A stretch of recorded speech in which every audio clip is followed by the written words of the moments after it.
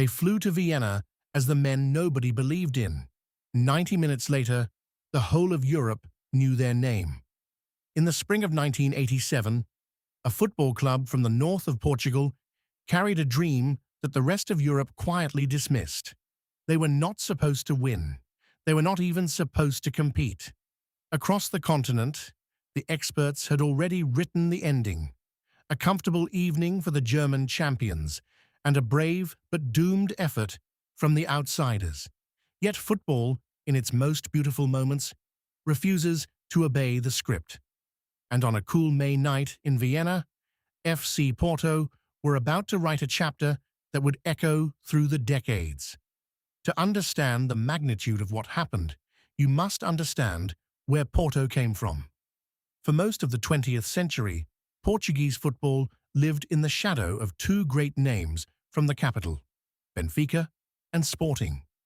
Benfica had touched the summit of Europe in the early 1960s, lifting the European Cup twice and announcing Portugal to the world.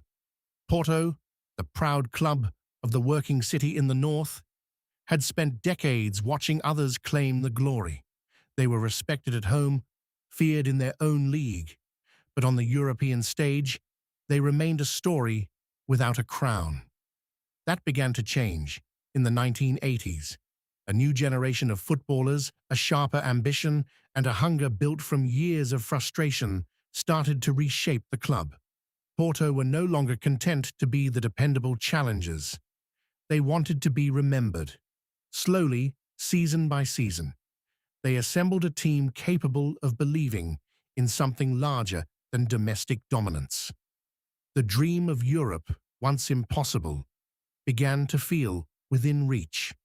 By the time the 1986-87 European Cup arrived, Porto had earned their place among the elite.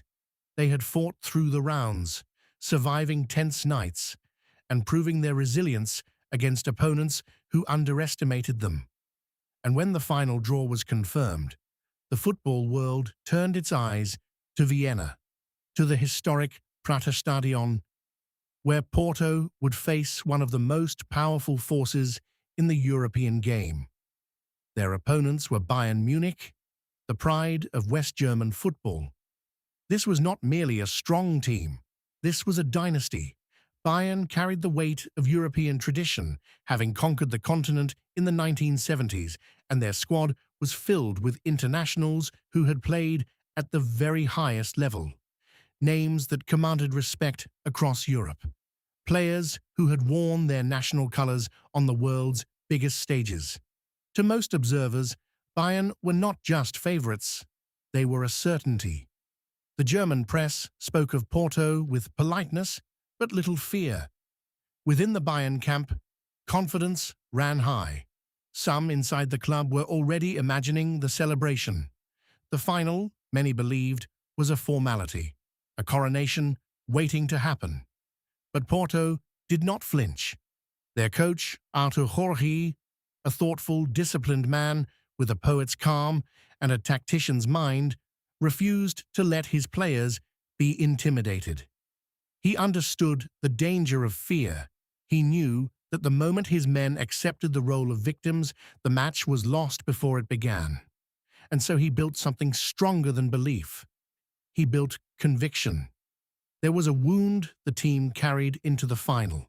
Their great goal scorer, Fernando Gomes, a man whose goals had defined an era at Porto, was injured and unable to lead the line.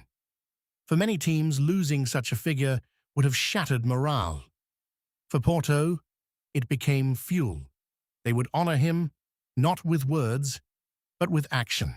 On the 27th of May, beneath the floodlights of Vienna, the final began. And for a time, the predictions seemed correct. Bayern played with the assurance of champions. They moved the ball with authority, pressed forward with intent, and in the first half, they found the breakthrough. A header from Ludwig Kögel gave the Germans the lead.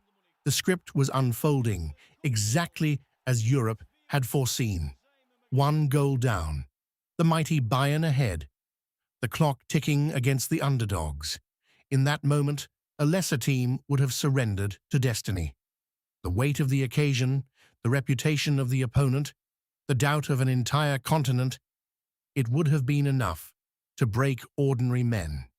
But Porto were not ordinary. They absorbed the blow and kept believing. Artur Jorge's calm never wavered. His players kept their shape, kept their nerve, and waited for the moment when the door would open. Football rewards patience as often as it rewards brilliance, and Porto's patience was about to be repaid in the most unforgettable way. As the second half wore on, Porto pressed forward in search of the equalizer. And then came the moment that would be replayed for generations. A ball drifted across the Bayern penalty area, and there, with the goal behind him and the angle against him, stood Rabah Madjer, the elegant Algerian who had become a hero in the blue and white of Porto. What he did next defied logic. Instead of forcing an awkward shot, Madjer let instinct take over. With a flick of his heel, he redirected the ball behind himself and past the helpless goalkeeper. A backheel in a European Cup final. Audacious, impossible, perfect. The Prata Stadion erupted. Across Portugal, hearts stopped and then exploded with joy. It was no longer a match. It was a miracle unfolding in real time. And Porto were not finished. With Bayern still reeling, still struggling to comprehend what had happened, Porto struck again. Madjer, now the orchestrator of chaos, delivered the ball into the danger zone, and Jorge arrived to finish with a volley. 2 goals in a matter of minutes. The impossible had become reality. From 1-0 down to 2-1 ahead. The favourites stunned into silence. The underdogs roaring with the belief of champions. Bayern, the team that was meant to win comfortably, now chased the game in desperation. But the night belonged to Porto. The final whistle confirmed what no one outside the city of Porto had dared to imagine. FC Porto were the champions of Europe. The triumph in Vienna was more than a trophy. It was a transformation. For the first time, a Portuguese club from outside the capital had conquered the continent's greatest prize. Porto were no longer the eternal challengers. They were European royalty. The victory changed the club forever. It gave Porto a new identity, fearless, ambitious, unwilling to accept limits. Later that same year, they would add the Intercontinental Cup and the European Super Cup, proving that Vienna had been no accident. The boys who were not supposed to win had become a force the entire world could no longer ignore. For the players, it was immortality. Rabah Madjer's back heel became one of the most iconic images in the history of European football, a single touch that turned a footballer into a legend.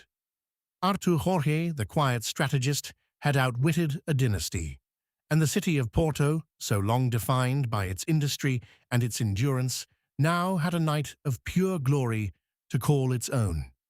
Decades have passed since that evening in Vienna, yet the story has lost none of its power. It remains one of football's greatest reminders that reputation guarantees nothing, that giants can fall, and that belief, true, fearless belief, can rewrite history. FC Porto would return to the summit of Europe again in the years that followed, building on the foundation laid that night. But every chapter of their European story traces back to 1987, to the team that refused to be intimidated, to the coach who refused to fear, and to the backheel that refused to obey the rules.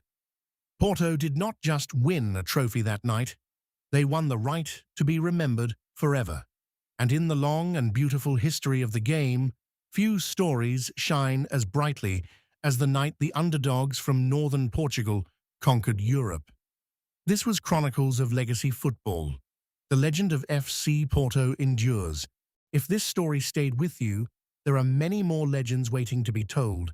Subscribe to Chronicles of Legacy Football, ring the bell, and let the next chapter find you.